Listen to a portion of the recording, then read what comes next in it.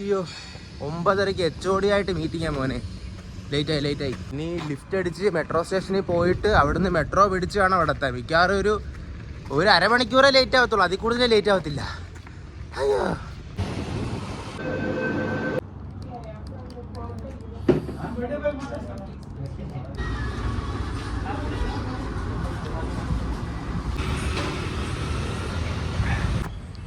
ഈ HOD ഒരു കാര്യം അങ്ങേര് പറയുക, ഇന്ന് അങ്ങേർക്ക് മൂടില്ല, നാളെ മീറ്റിംഗ് ഉള്ളെന്ന്.